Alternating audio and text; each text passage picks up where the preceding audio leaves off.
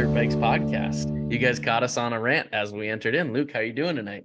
Doing good, man. Doing good. Got the drinks flowing. We are already 38 minutes into our conversation. I know. I think we forgot to hit record like 37 minutes ago, and we just kind of kept rambling on. But I honestly, that happens with every single guest that we have on. We have like a pre podcast. Yeah. And right as we were like, we should get this going, we're like, fuck, we should have just been recording the whole time. Yeah. And that's why I hit record, because we're just going on a rant about basically affording your business, affording your equipment. And we see it all the time. And, Instagram is great for so many things in construction. But what I've seen and what you've seen is that it kind of tricks people into like, okay, I need to finance this. I need to finance this. I need this equipment to start my business. And then they start going out doing some jobs. The payments are coming in, and they kind of figure out, okay, well, I can't afford this, because they didn't even look at their numbers and their profits of what it takes to afford something like that. Correct. You have to, like you and I were talking earlier, leveraging your debt, right? Don't just take on a shit ton of debt because you want cool things to show off on Instagram. Like, that's not what it's for. That debt is supposed to make you money if you do take it on. And there is, a lot of calculators that you can go to on Google that'll kind of show you where you need to be. Like, I relate it to buying a house. Have you ever tried to, I'm sure, well, Luke, you just bought a house not too long ago, right? The extensive background that they do into your financials just to buy a house. And I think of my house right now, and my 326 cost more than my house did. So I'm just like, and those are a lot easier to get, but you gotta understand that debt that you're taking on, because a house you're paying off, say you have a 30-year mortgage, this piece of machinery you have in 5 years. Yeah. Right. Like, those payments are big. You got to have the work for it. Yeah. And that's what I was just talking about, because what we say on this podcast, we were just talking about, sometimes we do have to be a little bit careful of, this isn't the end all be all of, what we say or what we suggest. People are different. People have different bills. People have different personal lives. People spend differently. They go out and chase business differently. So what I was saying is that, somebody like you who has all this equipment, who has taken risks, have been backing it up with going out and getting the work to pay for the machines. And what we've seen in some unfortunate examples is that people will go out and go get that fleet or go get that machinery and then just expect the work to come to them. And then it's that very harsh reality of, oh, now we're screwed. We're upside down. And who's going to come get their money? It's Cat, it's John Deere, whoever you're financing through. They're not going to miss a step every month. No. And that was kind of that was a good topic to start on, because I have, and I'm not trying to say this as like a look at me type thing, but I have gotten a lot of messages. They're like, Luke, how do you do this? Like, I want everything that you got. Like, that would be so cool to have. But I don't think people really understand, for 3 years, again, I was a sales guy. Yeah. Those 3 years, I was a W-2 employee. I was making $250,000 to $350,000 a year. Yeah. I saved so much to where I could buy a lot of that. So yeah, I finance 100%, but I also have saved a lot in order to make that, because I kind of saw an end goal. So everybody's cases is so different, right? If you're just starting out, probably don't go out and buy a $200,000 setup unless you have the work for it, right?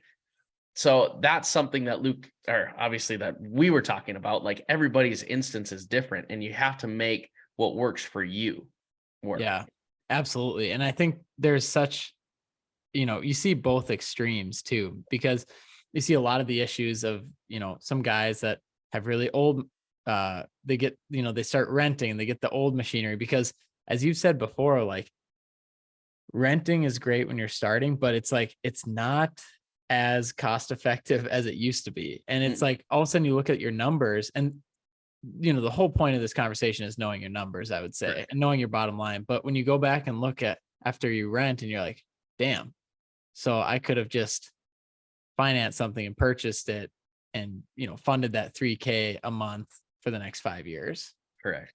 And one, this is not a shot in the, not a shot at anybody in the financing or banking industry, but as a banker, they want to loan you money.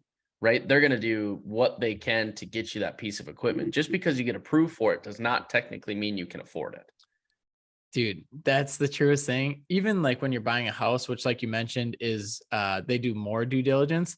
They approved us for way more than we could even afford. And we're like, we're looking at it. We looked at our, monthly income and we looked at what the mortgage would be. And I was like, it's Like, like oh, wait. 50% of what we made. And I was like, okay, we're not gonna do that. And so Yeah, you just have to have the awareness and the wherewithal to be like, okay, where are we at?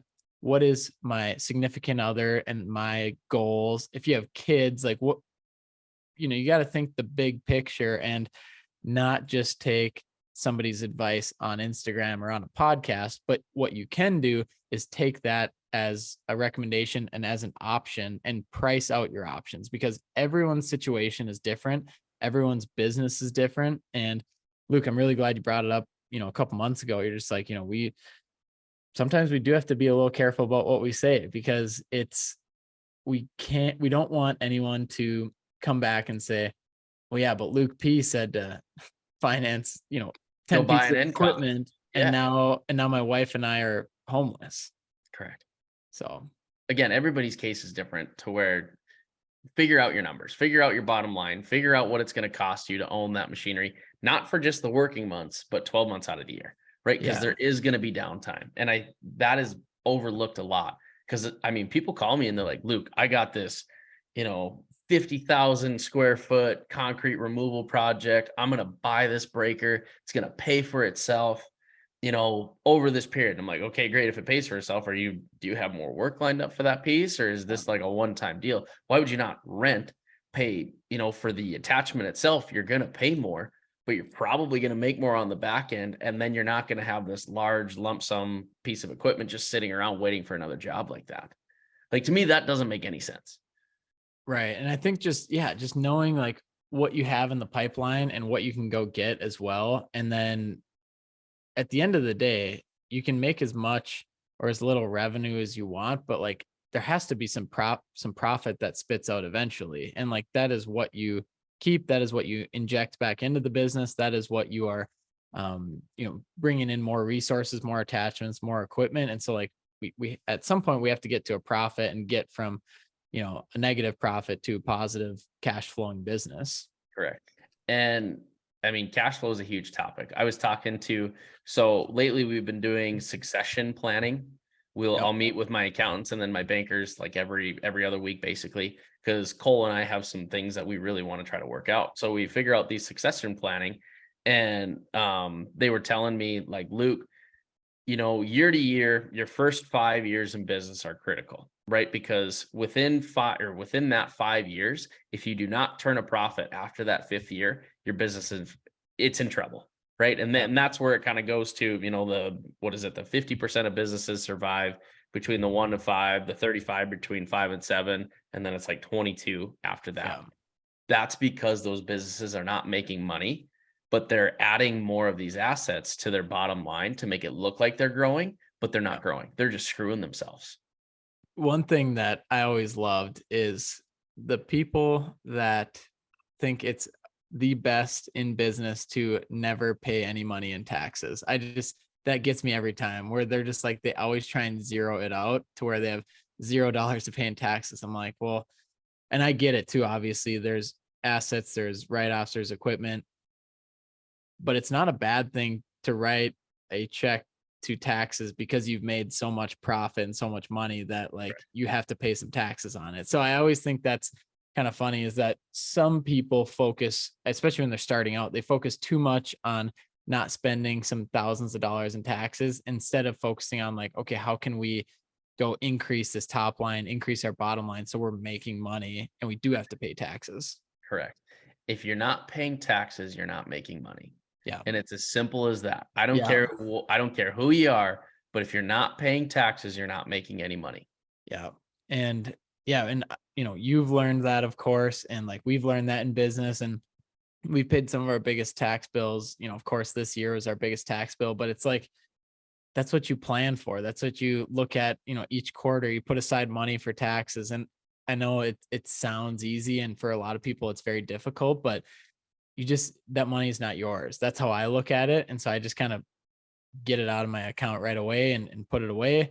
And then that way the tax bill isn't as big of a crusher to us at the end of the year. But Correct. paying more in taxes isn't a bad thing. It just means you're making more money. And of course, you want to have somebody in your corner, an accountant that can legally like find these loopholes, because if you can, like what we did this year is like there are certain charities you can write checks to, and you'd rather it go to them than that same $1 to $1 going to the government. So Mhm.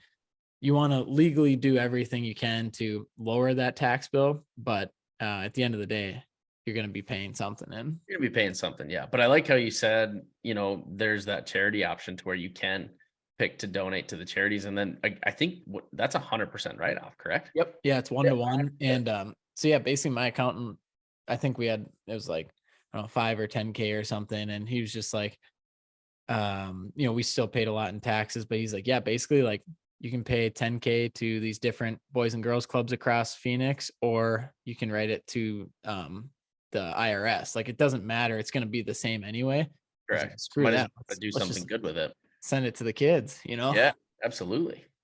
Oh, I like that. That kind of brings us into a good topic too of what we were talking about earlier, Luke, is kind of like the changing markets, Yep. right? I think obviously I'm victim of it, but off our social medias, we show off our equipment, right? That's what we do. We show off our capabilities. We show off the capacity that we can do. We show off of, all of the cool stuff. But I think that does damage sometimes and Yep. gives people kind of a false reality. But that also plays into, the work side of things right now too, to where we do have a changing market. And I'm seeing it in the residential industry and the commercial industry right now, to where just because you have availability like it was the last 2 years does not mean you have the project anymore. Now it's becoming more and more aggressive, and we've seen it because, and I'll throw this out. There's a guy that, Trevor, our estimator, he is down with his numbers. He is spot on with his estimating, and we're able to basically dissect other people's bids after a project is, awarded or whatever. They'll send us what's called bid tabs, and Trevor will go through it and he'll be able to kind of reverse engineer what those numbers were. And there's people bidding projects where I'm at 8%. And I'm like, why the fuck would you bid projects at 8% right now? Like there's still an abundance of work. Don't get me wrong, but I think Right. I think that kind of falls into the creativity space, to where in these projects, you're going to have to get a little bit more creative in order to make up some of that dollar amount, right? I don't want to say sacrifice your margins, Right. but I do want to say, again, get creative with it. And I'll share an example here of how we're trying to get creative. There's two projects going on basically right around the same time.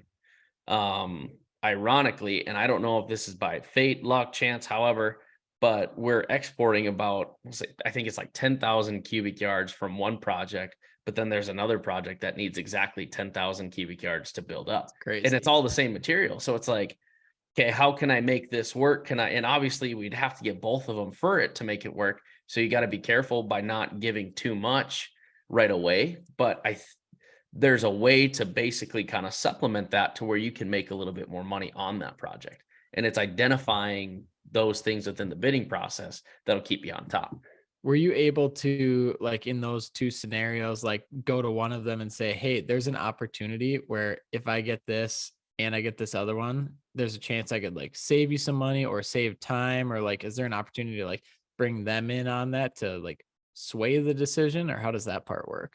You got to be very careful on that, Yeah, right? Because there's private and public, not a chance. They don't care. Your I number's your see. number, right? Yeah. But if there's private, and if you have a good relationship with the contractors, I think you can mention it to them and say, hey, here's where I'm at right now, but the possibility of this project going on, I might be able to save you, this much on this portion of that project. Obviously, bid it as if you can't. Right. But if you do have that ability to, that might help sway a little bit as well. And not saying you need to do that to buy these projects, but I Right. do think maybe that'll help with the vested interest to be like, okay, well, how, maybe they have and it's a gray area, right? Because it's not Yeah. fixing the bids and it's not fixing the numbers. but there is instances like that can help you maybe get projects awarded to you. Yeah, and it's like you mentioned too, you're not sacrificing your margins necessarily. You're just kind of zooming out a little bit and saying like, okay, is there something else, we can look at, or something else we can do, or somebody else we can put on this to maybe change up the numbers a little bit, or to shine a light onto us a little bit more of like, oh, this would actually be much easier to go with this company, and way less of a hassle because they could take care of this, and this, and just different creative ways to kind of get into that. And I think, yeah, and Luke, correct me if I'm wrong, but I feel like since like probably it was 2020, just like the boom of construction, and probably coupled with the economy, and it was just like everyone was booked out no matter what. Like you could just You'd you get a would phone call and yeah, people would be like, I have this project. It needs to be done at this time. Can you get to me? right, Yep. And you would get the project. right, Right. It no longer like that. And there's still a lot of spending because the COVID dollars, there's so much, I don't want to say COVID money out there, but there is that has to be spent on the infrastructure because if they don't spend it, then it gets taken back. Right. So there's still really good opportunity in the space, but I'm just, looking kind of outside and seeing there is a shift happening. do you think they're contractors are more susceptible, like a smaller business, like the one man show, or like the bigger companies that are doing, 50, 60, 100 million a year? Like who's more susceptible to some of those changes, do you think?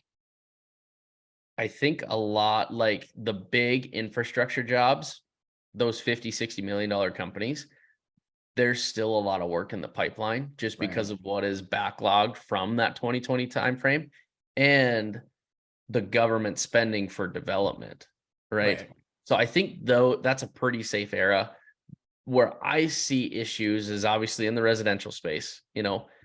There isn't as much affordability. So yes, home sales are down, right? That's Yeah. that's a given. So money is a little bit tighter. I'm not saying there's a recession. I'm not saying there's anything like that. But again, that's where the creativity piece comes in to where you're going to have to start probably knocking on some more doors and maybe, showing yourself off to where we want your business. Because again, in the last 3 years, there's been a lot of people that have just brushed these contractors off and they've stayed loyal to them because that was kind of like their only option at the time. But now it's like there's an open door to show, hey, I want to take care of you and your business, Yeah. but it has to be, presented the same way as well. So do you see that there's a difference between, and maybe more from your personal experience, but between Western and Black Iron, more residential and commercial? Do you see that there's a difference there and something changing, or? Oh yeah, big difference. Like our residential crews are a lot slower than our commercial crews right now. I So we're see. kind of mitigating a lot of the residential guys into the commercial side just Yeah, so they can get that experience. I mean, the commercial side is seeing it too, but you're going to see it a lot more on the privately funded projects. I see. You A lot know, like slowing down on the privately funded, or I don't want to say slowing down, but I yeah, want to say value engineering comes to mind when I think of that, right? There's going to be contractors that are going to ask, how can we make this project cheaper?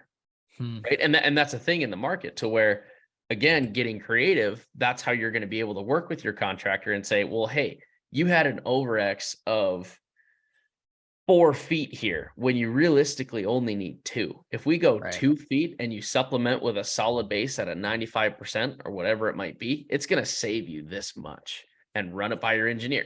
That's how they're going to be able to save money. And then that's how they're going to be able to have these projects go. It's no longer, I need to get it up ASAP. I don't care what it costs. Now it's kind of Yeah, diving into the numbers and seeing how can I make this project more affordable?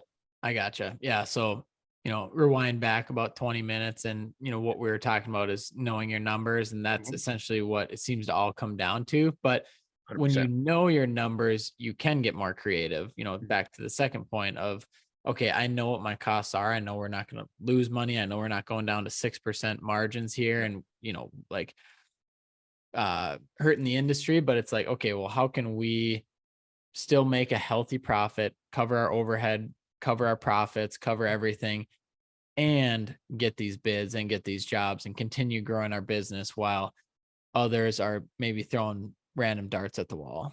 Exactly. And it's really kind of taking that step back and just observing some of these things at hand and honestly doing your research. Know Yeah. what's going on in your area, maybe join the home builders association, because I know ours in Fargo here, they have like, it's almost like a webinar to where they kind of show you what other, they present basically other people's opinions that they've perceived on what's happening within the marketplace. Yeah. I think it's time to start stepping up, like for anyone listening that maybe hasn't had to like, kind of extend themselves and like join some of these associations and like kind of start shaking hands with certain people's, just to like network and get more of those contacts. Like maybe this is the season of just, okay, well, let's do a little bit more than just, answering the phone and completing the projects. Correct. I think the value of knowledge is what's going to take people to the next step in this upcoming industry. And again, I'm not a financial guy that can oversee all of this, right? But I'm just speaking from my point of view to what we're going to try to do is I want us to know the process inside and out, know what it takes so we know our numbers when that comes. Because then if there is questions and say somebody, bids us out by, $75,000, and I call the contractor up and I'm like, hey, are they doing this? Do they have this in there? Or did they overlook this? Did they look Right. at, section C of 2.8A, did they see underline that you have to overrect or, whatever it might be. But I think understanding the process and then obviously your overall knowledge is what's really going to help you excel. Yeah. I just wrote that down just because it could be a potential title name for this episode. Value of knowledge. I think yeah, you've been killing it lately, but we'll see if it makes the cut. We'll see if it makes the cut. Well, you've got the last like three of them, so I better step up a little bit. Yeah, we'll see if it works. But I don't think I told you this yet, but tomorrow, so this is Tuesday, tomorrow's Wednesday, and episode just came out on Friday. But tomorrow I'm recording with Jeremy and Steve on the Snow Jobs The podcast. snow jobs. What's your topic? Or you're not allowed to say yet? Oh yeah, I can say. So they because I don't know when it's coming out, but it'll be maybe like next week or something. But Yep. yeah, Steve and had reached out, and also I had hung out with Jeremy at your At the wedding. wedding. Yep. Dirtbag Jeremy. We had a couple drinks together, which is a good Good. time. He broke it down too on the dance floor. So it's fun hanging out with him. But talked to Steve today, and he reached out and just said it'd be fun to like to have me on just to like nerd out and dive into digital marketing. But I'm really excited because I think I come at an angle of like I don't just want to sell our stuff to anyone. It's like Yeah. there's a certain level, you and I talk about all the time. There's a certain level of bootstrapping you need to do. Mhm. Maybe that's from $0 to $400,000 a year. Then there's a certain level of like, okay, can we bring somebody in to just do this on the side? Yep. Bring on an agency, and then of course, as you go up the ladder, there's other options as well. So I'm excited to talk with those guys, and it'll be fun. But I've been binging some of their episodes, and on you probably I don't think you've listened to it yet, but they had Clark Companies on from Elk River, Minnesota, Yep. and they gave you a big shout out on your I wedding. did hear So that. Steve yeah, messaged me and was like, "Hey, go listen to this episode at this yeah, time mark." And I was like, "Okay, perfect." And they were talking about weddings, and they're like, "Well, if we're gonna give this guy a shout out, we better give Luke and Riley a shout out for yeah. their wedding." Yeah, so you were the second guy. So you were like Yep. second on their mind, but they still gave you and Riley a really nice shout out. And yeah, I mean, obviously huge weekend, huge day for you. Congratulations again. Yeah. Obviously I got to go and celebrate with you guys, and beautiful wedding. Riley looks beautiful, and you've got a honeymoon coming up next week too. We So do. We do. that, I mean, It'll be interesting because there's a shit ton going on. But to your first points, yes, the wedding was super fun. I appreciate everybody that came and showed up, and hopefully they had as many drinks as they could handle that night. So, no, everything went great. People stress about the weddings, and both Riley and I at the end of it were like, that was perfect. yeah. No complications, all went well. We had a blast. But yes, the honeymoon. Again, this is Tuesday. We leave Saturday for a week down in Florida, and it'll be interesting. I told Riley, I said, I'm all there for you. Like, this is our time, but I'm like, if there's a phone call, Yeah. I gotta take it, Yeah. and it's not me not being able to disconnect from work. It's Yeah. me not wanting to disconnect to make sure that everybody has what they need to keep going. 100%. And like you mentioned too, you'd kind of brought that up to Riley, and totally fine with it, because it's not like you're going to be working 12 hours a day. It's Nope. like, if somebody has an issue that can be resolved with a phone call for 5 minutes, you might as well take it instead of letting them suffer and let the shit burn for, until you get back. Exactly. And I think kind of like what we were talking about, and this brings a good, us into our next topic here. But I think we've developed a really good team between the two companies that the guys don't need me as much. Yeah. If they need clarification on something or if they're unsure, I always say, call me. Right. No issue. Like I'm just a phone call away. That I have no problem with. But I shouldn't say they do a really good job at delegating responsibilities within themselves and understanding their job descriptions so they know what their job responsibilities are.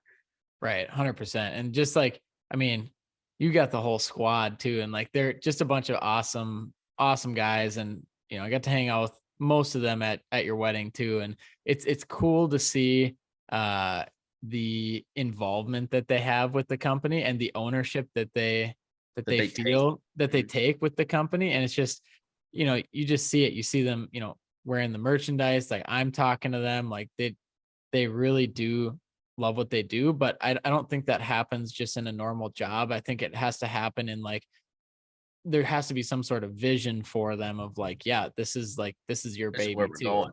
Yeah. This is where we're Yeah. going. Yeah, this is where I want to take you with me. And so I know that's been a big piece of your recruiting, I guess you could say, is just like having that in store for them and running your business differently than maybe some older companies have always ran their companies.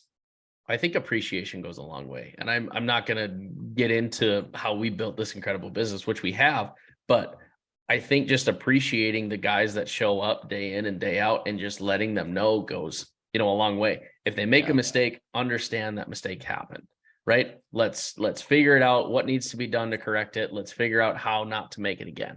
Yeah. Right? There was an instance, there was a guy, I can't remember the exact what happened. I think he busted a culvert or something, just being Yeah. reckless on one of the minis, and he called me, um, and basically was like, "I fucked up. We got to replace this." And he was expecting, what does he call it? He calls it a fuck. It's like a funny expression. I gotta think of it. Um, oh yeah, he goes, "I was expecting you to slap my pee really good on this one." And when he told me that, dude, I busted out laughing. I'm like, I'm not gonna do that, Oh, nor am I gonna chew your ass. Just go get a new culvert and don't break this one. And he's like, honestly, in a past employment, I would have got my ass reamed. Because I mean, culverts are expensive. They're like $45 a feet or a foot, yeah. but yeah, I mean, that's just a funny term if you guys ever need a good Oh, one. dude, I'm dead. Because the only thing that went in my head was like slap on the wrist. Like, I don't know what other funny Yeah. thing. No, I'm, yeah. I'm gonna start saying that. Yeah. And Love yeah, it. so that's my new favorite to go by. But yeah, anyway, just appreciation goes a long way.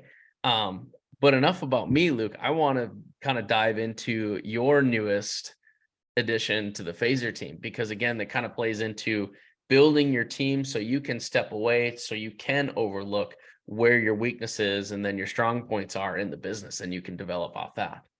Yeah, man. Last Monday, super stoked. But anyone that's worked with us has probably met Josie Sanford. She's basically worked with me and Phaser for 2.5 years. So Phaser's only about 3.5 years old or so.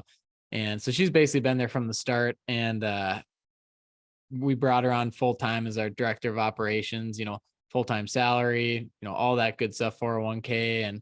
And so it's like a big step for us as a company, like that's actually our first full time employee. We have a Mhm. team of about 15 subcontractors that are absolutely incredible, that have worked with me over 2 years.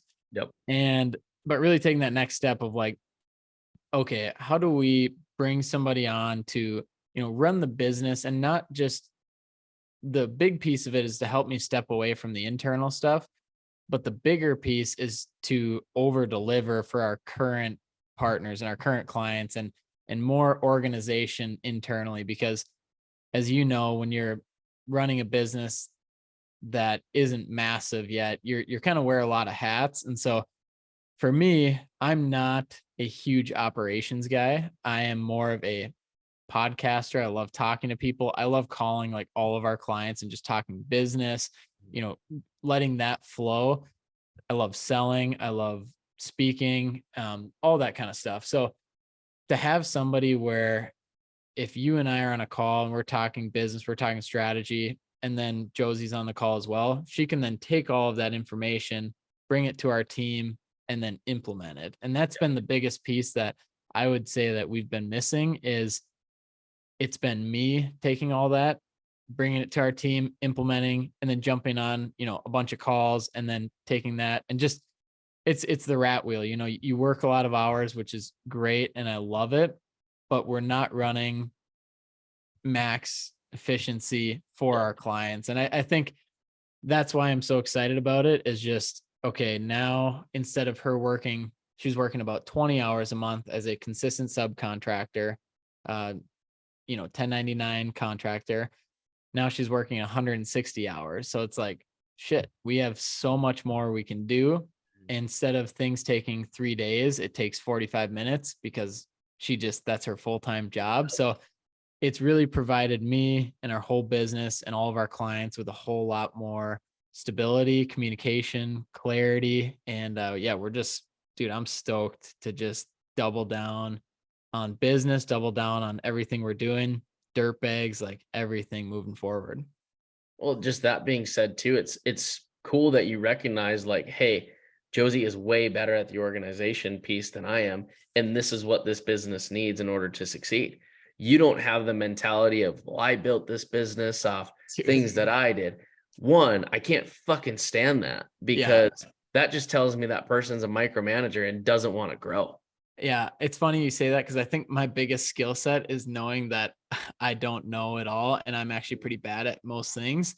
But that's actually helped me probably the most to build a business and build a company and build systems that don't necessarily need me on every single call. But it's like, okay, I'm not the smartest one in the room. Who's smarter than me with SEO? Who's smarter than me when it comes to graphic design? Who's smarter than me when it comes to web design? Let's bring these experts together. Then I can manage all that because that's what I like to do and that's what I'm good at. I love talking to people. I love strategizing. I love looking at businesses from an outsider's perspective, especially, of course, like excavation companies.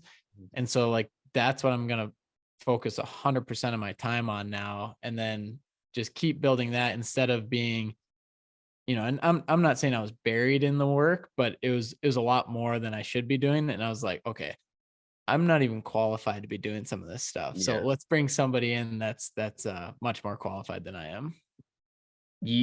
And when you taking a step back and like understanding, I am not the person for this job. This is my company, but I am not the person that can be running this company as effective as this person, just shows like how smart you are, right? In a lack of better terms, because again, take it back to the old school way of, well, I built this business off doing everything myself, blah, blah, blah.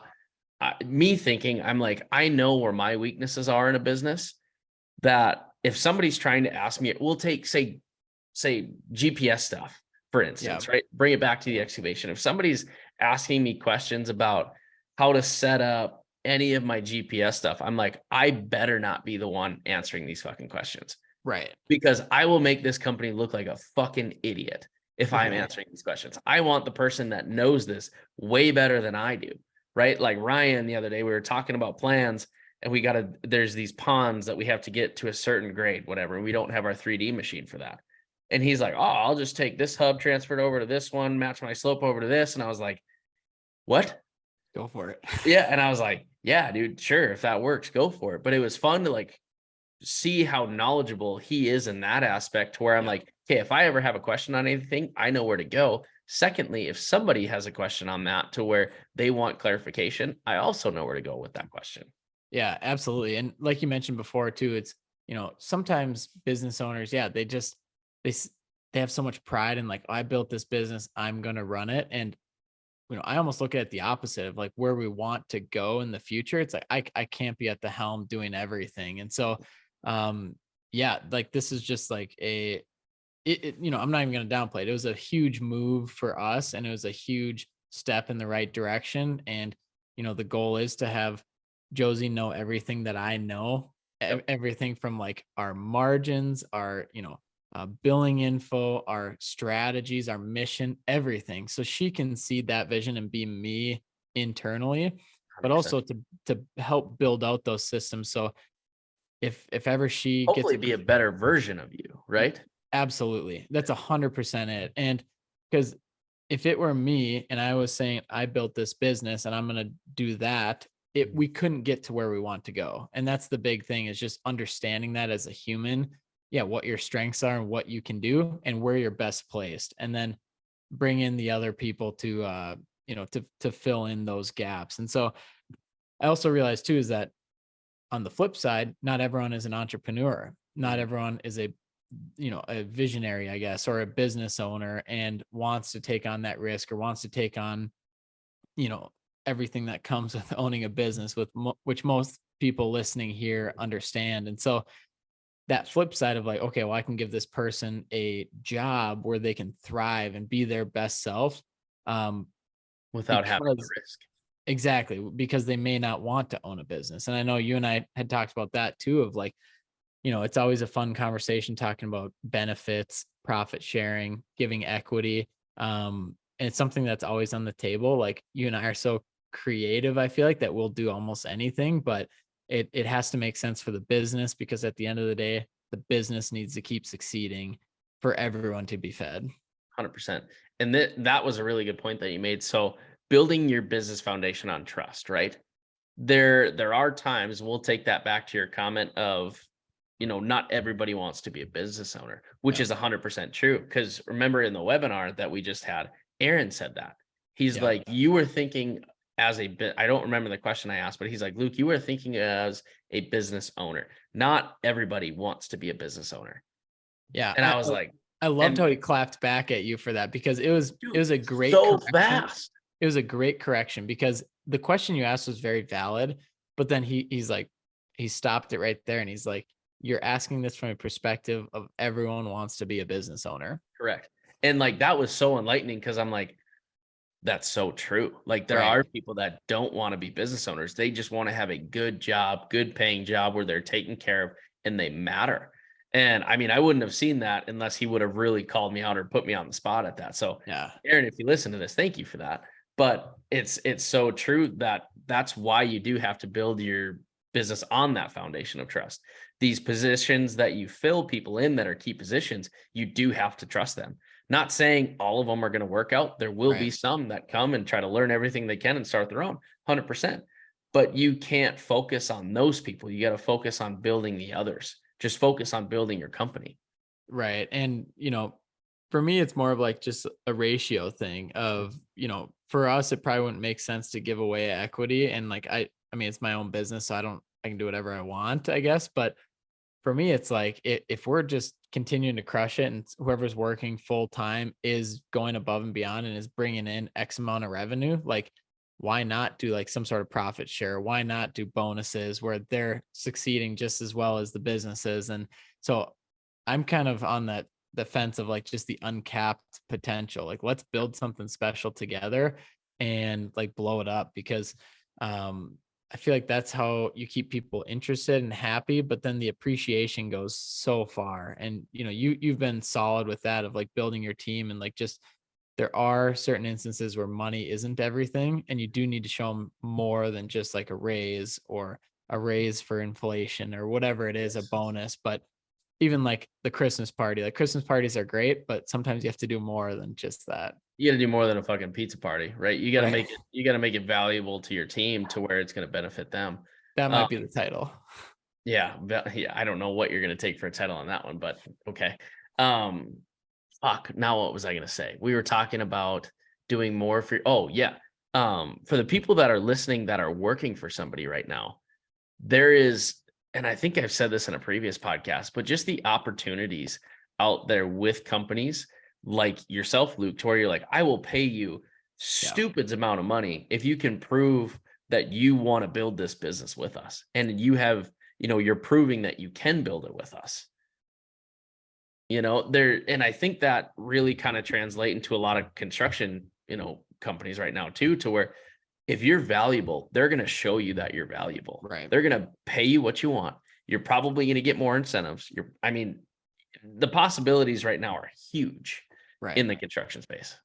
Yeah. And just like, also, it's not all the grass isn't always greener too. And I think Correct. a lot of people see that when they start in a company that is giving them all of these opportunities and then they leave to, let's call it $10,000 more a year. It Mhm. sounds great. Then when you see it on your paycheck and then you see how they're treating you, or they see that you don't see the vision, you're like, Mhm. okay, this is like an extra $500 a month. Like, what's going Correct. on here? So it's not all about the money, but like when you're in a company too, you need to kind of look at the whole picture of like, can I grow? Am I happy? Am I enjoying the work? Do I have a say in anything? And that also comes to like, you don't want to be entitled. You can't just start a job and expect to have a say in everything. You do have to work your way up to that. You do. There's a ladder that you have to work your way up, no doubt. But I also think it's your employer's job to build some sort of succession plan for you Yeah. within the company, right? There's got to be some sort of ladder that you can climb, that you can see like, this is my next step of opportunity with this Right. company. This is where this next step will bring me. And then the step after that, right? I feel like, I don't want to say good companies do that, but good companies do that, right? They try to paint that picture for their employees where this job can take them. Right. Yeah. And for a lot of us business owners, like we just never had any experience with that. And so I think it comes a bit more naturally when you just care for people and you're like, Yeah, yeah, I mean, why would I make your life shitty when you correct. come to work? Like I want you to work with me. I want you to be successful. I want you and your wife to buy a home someday. There's just other things when you just think about the person that's working with you, the person that's working for your brand and your business that's helping build this legacy, and just having the respect for those people can go so far, and just treating them like a human being. Um, and doing things that they may not expect, and doing things that aren't in their paycheck, I think can definitely go a long way. 100%. Just valuing them as a person is huge. There's a guy that's coming on that we just took on here. He starts here. Well, he'll technically start tomorrow. We're having him out because he's got his water sewer certifications with us, and we've got him Yeah. on a couple projects. Um, and when I was talking to him, when kind of in the, I don't want to call it like an interview because we just talked on the phone. Right. But he was like, hey, like, I have, my wife's pregnant, she's due in July, like, am I able to take 1 to 2 days off? I'm like, dude, you better take like Hell two. no. I'm like, you better take 2 weeks off. Like, Like, absolutely not. Do you like know what take that projects we have coming time up? with your wife. I'm like, what the fuck? 1 to 2 days? I'm like, Yeah. no. I'm like, I think I took 1 to 2 days with Riley, which looking back now, I wish I wouldn't have, just because like you want to make sure that they're okay and all of Right. that stuff. But just, you know, going into the example of care for your people and care for what matters to them too. Yeah, dude, it's funny that it's not funny, but and he may have been a little anxious to ask that question of like, is it okay if I take 1 to 2 days off? You're like, dude, like we're on the other side of the spectrum. Like, take a Yeah, I'm week, like, dude, or I would hope you would take that. Like, take a yeah. week, take 2 weeks. But it makes you wonder too of like, some other companies out there that may have a more rigid structure of like, well, Yeah. you do get 24 hours and you got to be back. You're not the mother kind of thing. It's just like, well, we can also look at this like as a human being and see what we can do for you. Correct, because I mean, I don't mean to pick on him, and I'm not picking on him, but just using this as an instance, like that sparked, because so we've got two of our guys that are pregnant with it, or the guys aren't pregnant, but their I wives are gotcha. pregnant, I right? gotcha. Um, that sparked an idea when I thought of that when this guy had asked me that. I'm like, dude, you get at least a week's paid of maternity leave. Yeah. And then if you want, I mean, you get a week's paid of maternity leave, you get 2 weeks vacation. I said, use that time up. Like, that's Yeah. what it's for. And they're like, holy shit, that's super cool. But I'm like, I'm like, that should be like a standard. We're like it, and it's funny because like I look at it from the perspective of like you and I don't know anything. We're just like, isn't that normal? Or Yeah, like, like, what do you mean that's not normal? Like, why are you asking me that? You should just be telling me like, "Hey, I'm gonna use this time with my yeah, wife when she's pregnant," you know? yeah. And I we're at a funny time as well because we do have, smaller businesses, but we're also past the stage of like, I'd say being a super small business. you know, And so I had this situation too where, even when like we brought Josie on, she's like, "Oh, I almost forgot to ask, like, how does vacation time work?" I was like, 2 weeks? That's yeah. I'm like, I don't know. Like, just Like, what do I you guess want?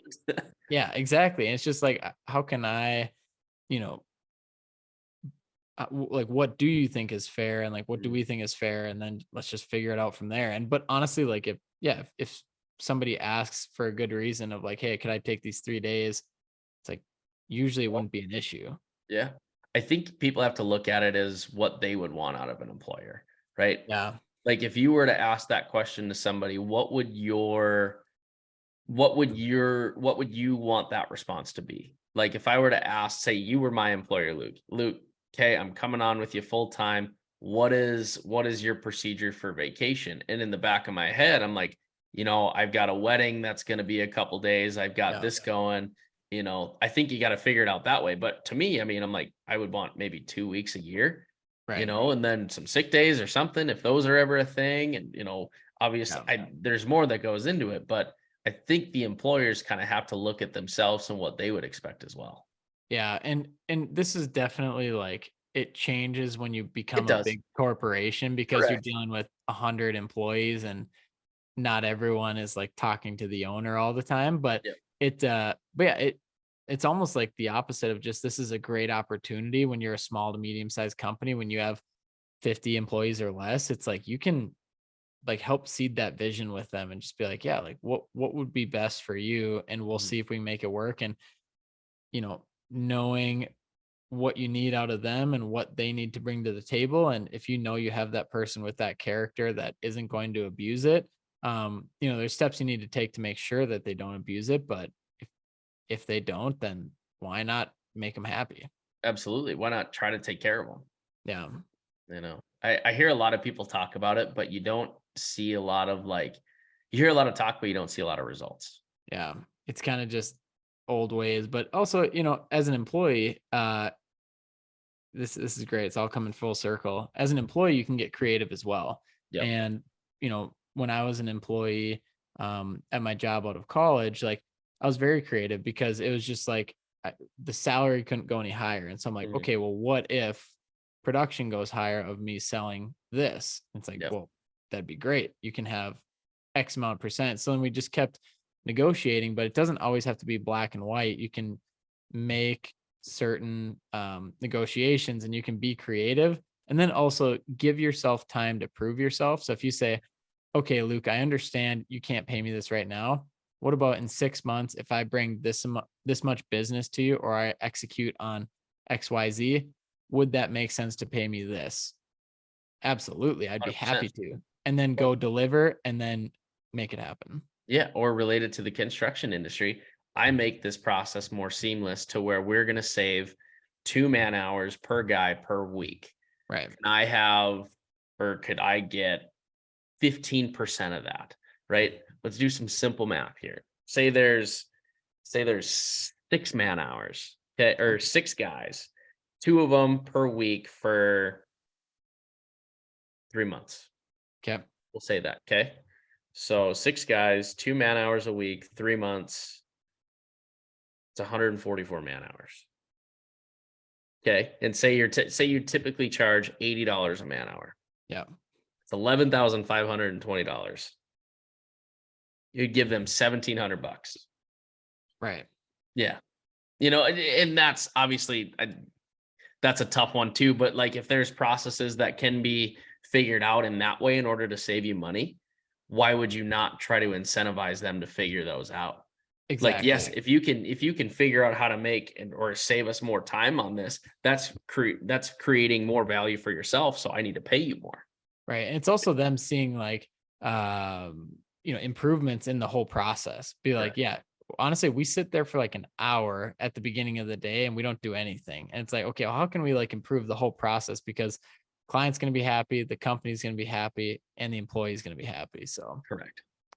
just, yeah, Exactly. it goes back to that ownership too. Just taking a little bit more ownership of like, okay, well, maybe I do have a little bit more say in some of this. I'm just going to bring it up and see if that's even a possibility, and not being entitled to that of like you're expecting it, but just bringing up different options. And, you and I as employers, I feel like are very open to just like, yeah, that makes sense. Like, let's try it out. Let's do it. Yeah. Let's implement it for all the guys, or, something like that. Yeah. Is it going to save us time? Is it going to save us money? Is it going to make a system that develops things to go faster? Absolutely. I'm in. Right. Yeah. Does it improve what we're currently doing? And that's what we're all looking to do is improve our business, improve, the product that we're producing. And yeah, if we can do that, it deserves more. Exactly. Exactly. I don't know what we're sitting like on time right now, but um I wrote down a couple other topics that I wanted to get into, and this one I want to ask the question, right? And for Yeah. people that are still listening, I want to get their opinion as well. So in the commercial sector, when you put out a bid, right, you have the option to basically back out of a contract. I want to know what other people think, but I'll be vulnerable again. We had an instance with us to where our formula sheet was not calculated correctly, right? So we sent the bid, but it missed, I want to say we had like $70,000 missing on Yeah. this. So like big money. And we weren't even making much at that. And so you have the option to back out of a contract, but we didn't. I was like, nope, we are not backing out of this contract. Because personally, I think that looks terrible. If Right. you're going to put a number in, you got to know what that number is, right? The mistake came from internally. And I think that could be kind of a good topic as well for, maybe if we brought that into a question, like what are other people's thoughts on that? But in my opinion, I think that makes the contractor look less professional Yeah. because it's a mistake that they made. Right. And that brings into different questions of, well, you made a mistake. Now you're going to try to change order the shit out of this general contractor to try to make some of that up. No, not necessarily. But I do think we're going to have to try to get really creative in order to try to Mm. make some money on this project. It's interesting. I'm excited to see what people say to that, because, you do have like the morality behind it of like, okay, we put in our bid, we put in our number, we gotta stand by it. Yeah. And also it was a mistake, so you kind of own that mistake. And yeah, it'd be interesting to see like what people say, especially on a mistake like relatively that big. I Big mean, mistake. I mean, like from where we should have been like 275 grand on this mm, project, right? And we were at 199. yeah, So that big, that cuts into a big time. big. So again, but when that happened, everyone was talking, and I was like, we're not gonna back out of that because Yeah. one, I think that makes us look less professional.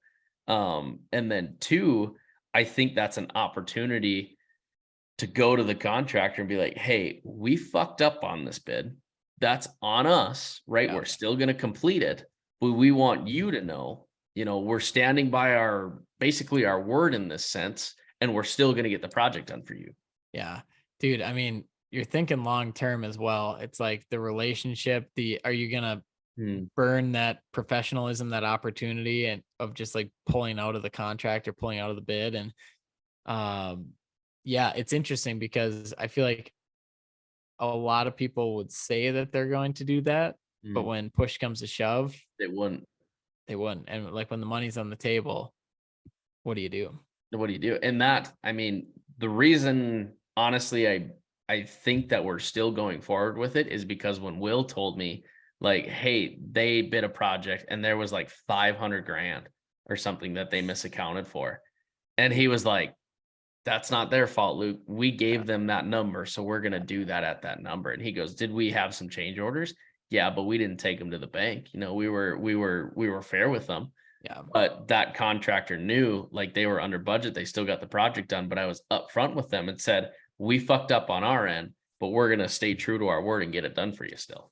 Right. Yeah. And to be clear too, it's like we're not saying there's a right or wrong answer. It's actually just a very interesting question for Yeah, debate of it's like, it's like, what would you do type question. yeah, absolutely. So Because, it isn't easy to just take that on. Like it could literally put you out of business, or not you, but somebody. it could put a company out of business. Yeah, that's 70 Yeah. grand, 100%, And 75 grand. so yeah, it'll be interesting to see, what everyone, shoots us, just shoot us a message on Instagram, and it'll be interesting to see kind of how people would deal with that situation.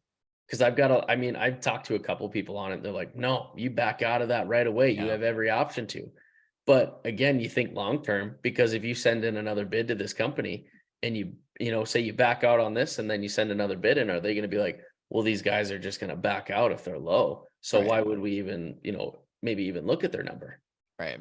So I don't know. Yeah. I mean, we're not in business just for this year. We're looking to be in business for a long time. So Correct. Correct. I don't remember who said this to me, but this has stuck with me forever. But that is our tuition to make sure that all of our numbers need to be correct. And I think that was like a last minute one to where it was due at 2 and we oh sent yeah. it at like 1:59. So one of those, which I get it happens, but Yeah. don't let yourself get to that point. Yeah. Take the steps to where you're going to put yourself maybe a half hour before the time to where you can look through it and make sure everything's there. But Yeah, absolutely. So it's just doing your due diligence, and yeah, just, I mean, you got to pay that tax, and it's going to happen, and we're going to go through situations like that, but sometimes it'll straighten you out for the next one. it will. It will. It'll make you learn a lesson that is not a fun one to learn. Yeah. But then, I mean, you just get so calloused from that though, that you're just Yeah. like, okay, well, I'm definitely not going to do that again. We're going to, yeah, do it. Check it over 30 minutes before it's due, not at 1:59. Mhm. But check it over just to make sure everything's accounted for. Correct. I saw this on LinkedIn today, but it said have a short-term memory on your losses, but have a photographic memory on your wins. And that one kind of stuck with me too. Meaning like, yep, you're Yeah. obviously gonna lose a lot of projects, but on your wins, make sure you are, make sure you know that process of the win. Make sure you know what went into winning that project. That wasn't Garrett Moss's, was it? It was, yeah. It was? No, Yeah, it dude. wasn't. I don't think he said that, but I think he commented on it and sent it to one of his. It's like the 8 signs of a good estimator or something. Yeah. Yeah, I said that to Trevor. I know that you had just engaged with his post a couple days ago, because I saw it. I was like, damn. Because he talked about, I believe he was talking about losing a bid. Yes. And he's like, yeah, Yes. everyone just says go on to the next one. He's like, I care. He's like, I'm competitive. That one's different. Yeah, he's like, He I want to win these bids, and I'm going to fight for them. And if I don't get them, it is going to upset me. And I was like, Correct. huh, most people wouldn't say that. And I No, love it. but that's so true. It's Yeah. it's having a passion for what you do and trying to dissect what you did this time to maybe what you can do better next time to where you Yeah. can win that. Yeah. I feel like I love people that speak just transparently and the truth, because so many times we'd hear like, yeah, you got to go to the next one, just keep putting them out, go to the next one. And that's right as well. But then Mhm. deep down, you're like, well, shit, I cared a lot about that actually. Like I'm competitive. There's a deeper sector to it. Like you and I always talk, going deeper into it. Yes, Yeah. you can't dwell on it, right? You lost it. It is what it is, but you can dive into it and be like, what Yeah. can I learn from this loss? Right. Yes. It's not the loss that obviously everybody being competitive, it sucks to lose, right?